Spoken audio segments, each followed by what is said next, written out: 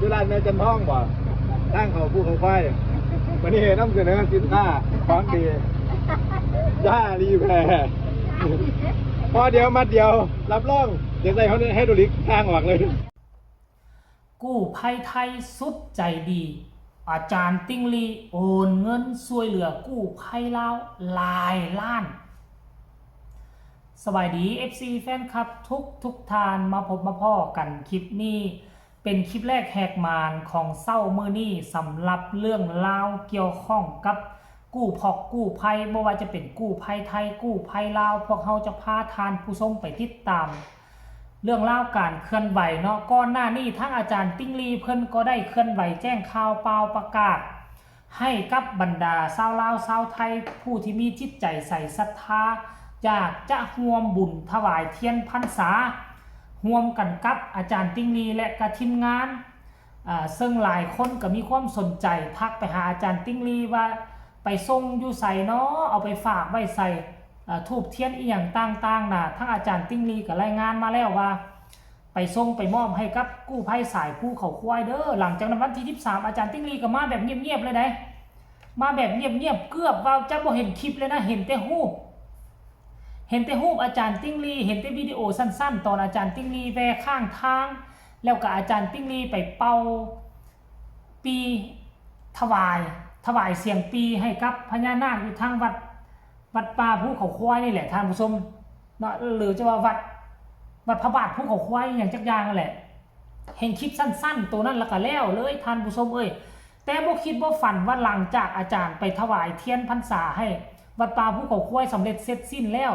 ตอนที่อาจารย์ติ้งลีจะกลับก็บ่คิดบ่ฝันว่าอาจารย์ติ้งลีจะใจใหญ่ใจสปอร์ตขนาดนี้ชาวลาวชาวไทยถ้าหากว่าติดตามเรื่องกู้ภัยก็คงจะฮู้เลยแหละอาจารย์ติ้งลีนี่เป็นที่ปรึกษาให้กับกู้ภัยสายภูเขาควายแล้วก็กับอีกหลายกู้ภัยตื่มก่อนหน้านี้ก็มีผู้ใจบุญก็คือล่าน้อยได้มามอบรถพยาบาลให้คันนึงแต่ว่ารถคันนั้นนี่ต้องได้ไปซ่อมไปแปลงต้องได้ยกจักรใหม่พาจักรใหม่เพราะว่ามันเพละเด้จึงจะสามารถนำใช้ได้แต่ว่าก็มีพี่น้องชาวลาวเฮาหลายคนอยู่ผู้ละเล็กละน้อย500,000ผู้ละล้านก็มีแต่ว่ามันก็บ่เพียงพอเพราะว่าคันท่าจักรรุ่นนี้นี่คันจักรมือ2ก็10ปลายล้านหรือว่า20กว่าล้านคันก่อนแล้วนี่ว่ามือนึงก็40-50 ล้านพุ่นแล้วมันก็เลยบ่เพียงพอเฮ็ดให้รถคันนี้นี่นะได้จอดไว้อยู่ยังบ่สามารถสืบต่อซ่อมแปลงได้จนว่ามามื้อวานมื้อก่อนนี่อาจารย์ติ้งลีได้มาเฮ็ดบุญได้มาถวายเทียนพรรษาให้กับวัดป่าภูเขาควายซึ่งเป็นป่าที่อาจารย์ติ้งลีเชื่อว่ามีสิ่งลี้ลับมีมนต์ขลังตอนสิกลับบ้านอาจารย์ติ้งลีก็เลยเนาะก็เลยโอนเงินนี่สมทบในการซ่อมแปลงหลายล้านกีบเลยทุกคนบ่แม่นเงินบาทได้หลายล้านกีบ6,800,000 กีบคันกรณีว่าเป็นเงินบาทไทยป๊าดโถซื้อรถใหม่ได้ประมาณ3คันแล้วเอารถตู้มือ2ประมาณ3คันพุ่นแหละ 3-4 คันพุ่นแหละท่านผู้ชมคันว่าซื้อรถตู้คันใหม่ๆนี่ก็สิได้ประมาณ3คัน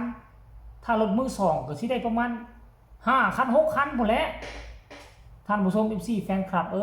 เนาะเนี่ยแล้วก็ทั้งทีมงานกู้ภัยสายภูเขาควายได้รับจากอาจารย์แล้วก็ออกมาโพสต์เคลื่อนไหวว่าสมาคมสายภูเขาควายในวันที่14เดือน8 2026ขอแสดงความรู้บุญคุณขอบอกขอบใจมายังอาจารย์ติ้งลีบงกาวง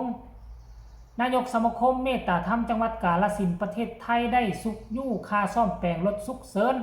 เบิกเก้าเป็นจำนวนเงิน6,800,000 กีบสาธุว่าซั่นขอบุญกุศลที่ทานได้ตั้งใจกระทำดีแล้วขออานิสงส์ผลบุญนี้จงช่วยอุปถัมภ์ค้ำสู้ให้ทานนั่นมีแต่ความสุขกายสบายใจเจริญก้าวหน้าในหน้าที่เวียกงานทำมาค้าขายเจริญหุ่งเฮืองเงินคำไหลมาครอบครัวอยู่เย็นเป็นสุขเจริญยิ่งขึ้นไปด้วยเถิดสามารถทำบุญผ่านตึกเห็นบ่นี่อาจารย์ติ้งลีโอ้ยท่านผู้ชมโอนมาให้เรียบร้อยรถคันนี้พร้อมที่จะขับเคลื่อนอีกบ่กี่เท่าใดมื้อนี่แหละพ ร้อมที่จะช่วยเหลือสังคมเป็นที่เรียบร้อยแล้วรายละเอียดอยากให้ทุกคนไปชมคลิปสั้นๆวินาทีที่อาจารย์ติ้งลีแวะข้างทางและวินาทีอาจารย์ติ้งลีถวายเสียงปีผู้ไทยให้กับพญานาคอยู่ที่วัดป่าภูเขาควายแล้วจะมาพอกันในช่วงต่อไปเชิญไปฟังพร้อมกันเลยอาจารย์กาแฟเมืองเล่าเป็นอะไรอาจารย์ผมปีเลย ว้ายมารับมานอนแล้ววันนี้มาคมงาคมเนี่ยแท้ยุรานแม่จันท้องบ่ตั้งเขาผู้เขาไฟวันนี้นำเสนอสินค้าของดีย่ารีแพรพอเดียวมัดเดียวรับรองเดี๋ยวใส่เขาให้ดูลิกข้างออกเลยแน่นปุ๊บแต่เราขายได้มาอุดหนุนวันนี้ตั้งเขาปลาผู้เขาไฟแกมาหลังปลาผู้เขาไฟเนาะเขาพูดจุดเองอะปิ้งหอมปิ้งซุปครับปิ้งไม่ไหมอีลิฮ้อนกันมือพุ่ง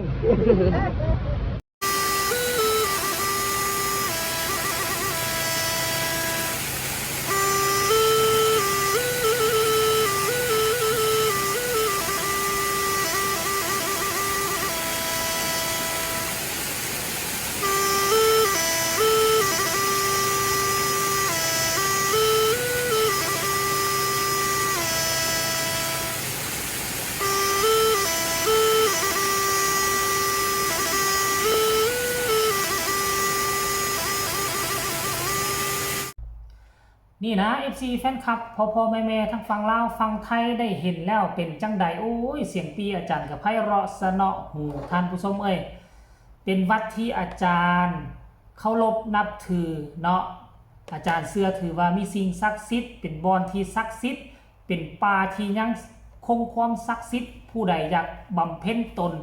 บวชแล้วอยากบรรลุธรรมก็ให้มาบำเพ็ญตนอยู่ที่ภูเขาควายนี่พอมันเป็นป่าศักดิ์สิทธิ์ที่หาอยู่ใส่บ่ได้แล้วว่าตามซื่อซะเป็นแห่งเดียวในลาวและเป็นป่าใหญ่ควบหลายจังหวัดหลายแขวงได้ป่าภูเขาควายนี่นะแขวงเวียงจันทน์นครเวียงจันทน์ไล่ลงไปหาบริคำไส้พุ่นได้เสียงขวางพุ่นก็มีได้ไส้สมบูรณ์กันเลื่อมไปถึงได้บนคนที่ถ้ำนะท่านผู้ชมเนาะอันนี้คือเรื่องราวข้อมูลข่าวสารล่าสุดเกี่ยวข้องกับกู้ภัยไทยผู้ที่ใจดีผู้ที่มีจิตใจเมตตาช่วยเหลือมนุษยธรรมช่วยเหลือทั้งคนไทยยังบ่พอยังมาช่วยเหลือพี่น้องชาวลาวและช่วยเหลือสร้างองค์กรเนาะสร้างองค์กรให้กับประเทศลาวของเราโดยเฉพาะองค์กรกู้ภัยนี่นะให้มีคุณภาพมีมาตรฐานมีรถรับใช้พี่น้องชาวสปป.ลาวแบบให้มันทันทีทวงทันเวลามีรถหลายคันจากเดิมมีรถคันเดียวนี่คันคนเจ็บคนนั้นเอิ้นแล้วยังคนนี้ยังเอิ้นก็บ่มีรถสิไปรับบ่ทวงบ่ทันถ้ามีรถหลายคันมันก็จะทวงจะทันเฮ็ดให้กับเจ้าถึงมือหมอและได้รับการรักษาอย่างท่วงทีชีวิตก็จะปลอดภัยขึ้นกว่าเก่าอันนี้คือเรื่องราวของอาจารย์ติ้งลี